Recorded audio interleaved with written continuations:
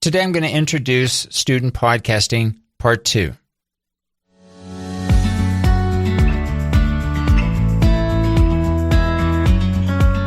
Hello and welcome to In the Classroom, an educational podcast making teaching and learning more transparent. My name is Benjamin Stewart at benjaminlstewart.org. Today is August 3rd, 2021, and before we get into today's topic, if you have any insights, comments, or suggestions regarding student podcasting, the topic of today, feel free to reach out to me on my Twitter handle at BNLEEZ. If you'd like to be a part of the Discord community, you can access the link at my website at benjaminlstewart.org. Today I want to talk about student podcasting, and this is actually a second episode. Yesterday I created one very similar as well, but specifically for students who are taking Prope, specifically a course in listening and speaking. They will also be doing a student podcast. So much of what I talk about today will be repeated here in today's podcast, but I want to reach out to those who are in first semester who are taking Communicative Abilities in English 1 and provide you a general overview of podcasting and what we're going to be doing this semester. For those of you who had me in Prope a year ago, a lot of this will sound familiar. So let's get into it. The first thing I'd like to discuss here, the first requirement to think about when you are doing your weekly podcast is I'm going to ask everyone to speak a minimum of 8 to 10 minutes. Now, if you want to speak longer, that's fine. I would say no longer probably than 60 minutes would be plenty for a weekly podcast, but please speak at least 8 to 10 minutes each week as you create each of your episodes. Now, regarding the topic, I want to give you two options. The first option is you can choose a topic for your podcast that relates to anything that we talked about in class. It can be something that we talked about in that same week, or it could be something we've talked about in prior weeks, and you want to go back and discuss and elaborate and build on some of those ideas that we discussed. This is one option. And in your discussion, you can obviously describe maybe and explain certain topics that we talked about in class, but you can also offer a reflection about those topics. So it's up to you to what degree you would like your podcast to be reflective in nature, or do you want it to be more descriptive or explanatory? Think about even cause and effect, what kind of relationships that you want to bring into your discussion. Maybe you want to compare and contrast certain topics. So you have a lot of different options there, but your first overall option in terms of the topic that you want to talk about in each of your episodes, you can draw on your experiences from our class. The second option is choosing a serial podcast, and this is very similar to what you did in Prope, again, those of you who had me in Prope, where you choose one central topic, one general theme, and you build on that same theme throughout the semester or throughout all of your episodes. All right, so you can choose option 1 or option 2. I would suggest making a decision from the beginning as to which one you want to do, and try to stick to that throughout the semester. Remember that each of your podcasts, regardless if you choose option 1 or 2, you want to make sure that you include an introduction. You're going to have a body of your episode, and then you'll have a conclusion to finish. So in the introduction, you'll probably want to hook the audience. You'll probably want to include a podcast, the name of your podcast, maybe your own name, a tagline, the date, and probably the key points of your episode. You want to bring all of that into the introduction. Now, the order in which you present this information isn't entirely up to you.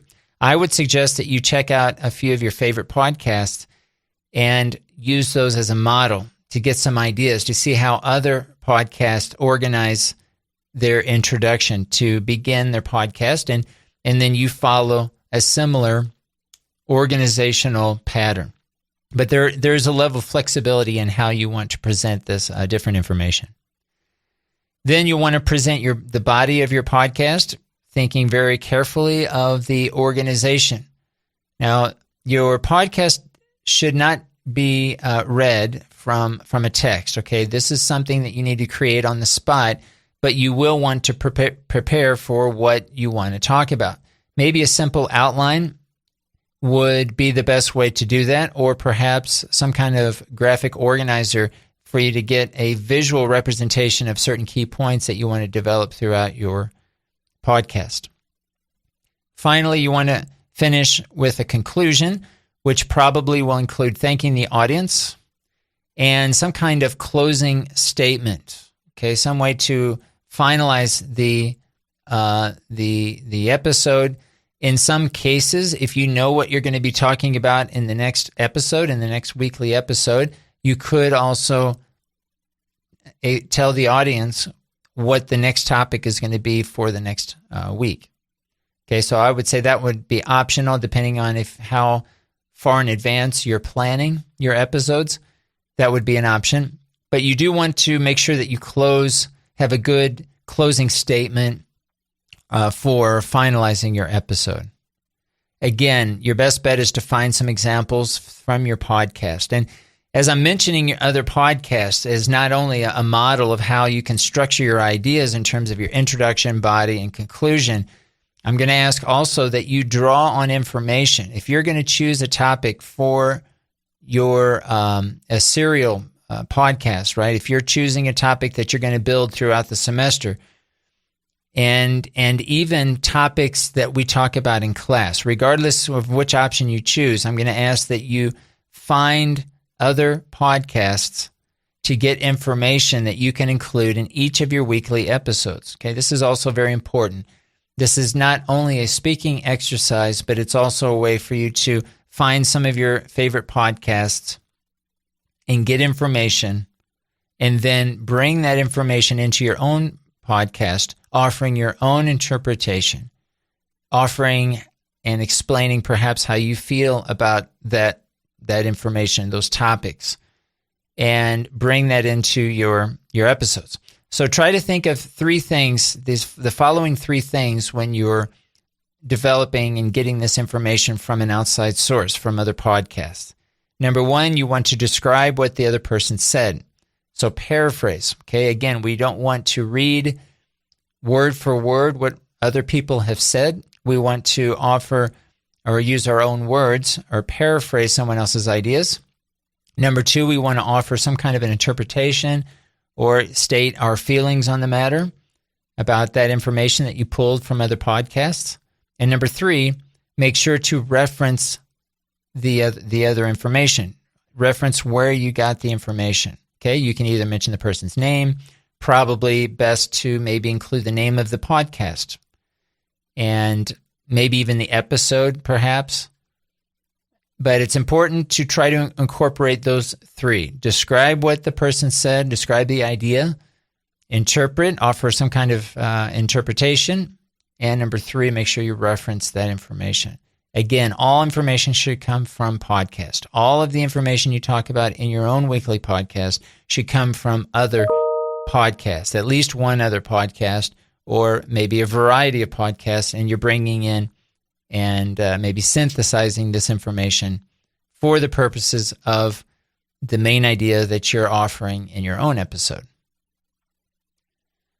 All right, I mentioned again, try to avoid reading any text. Again, I'm not looking for perfection. If you make mistakes, grammatical mistakes with pronunciation, that's perfectly fine. I expect those. The idea is that we're gaining confidence in speaking in English, number one. We're getting comfortable listening to our voice speaking in English, number two.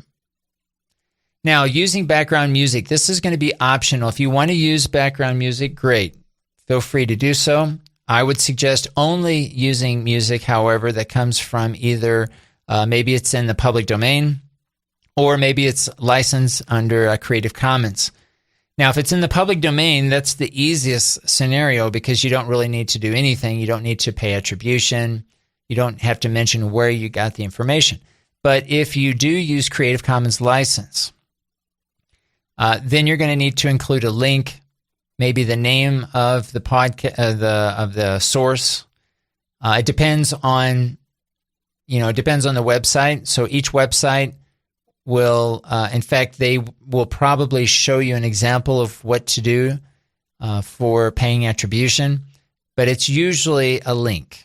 And this is something that we can talk about. And of course, if you have some questions about how to do this for the first time, we can talk about that in class. But remember that using background music it's really, really important that you use either music in the public domain or use music that's licensed under Creative Commons. We want to make sure that you have rights, that you have permission to use that music. If you don't want to use any music in your podcast, that's perfectly acceptable as well. All right, so registering our podcast. We're going to be using Microsoft Teams. We're going to have a space. We'll have a folder within our Microsoft Teams where I'm going to ask that you upload your weekly episodes. Okay, please choose an audio file that's an accepted audio file. For example, MP3 or a WAV file. Those are probably the two most common audio files. But there are others. As long as I can open it, that's the main thing. So make sure that you test it if you're creating this on your phone, make sure that the file format that you're using is one that others can open easy enough. So we will have a register where I'm going to ask that we'll have a list of all your names. We'll have a column for the name of your podcast, and we'll include a link to your shared folder in OneDrive in Teams where we can easily access your episodes. Okay, this is going to be private. No one else can see it other than just us in our class. In addition to this, I'm going to ask that everyone at least consider doing a public podcast. This is not a requirement, and if you don't feel comfortable doing this, that's fine.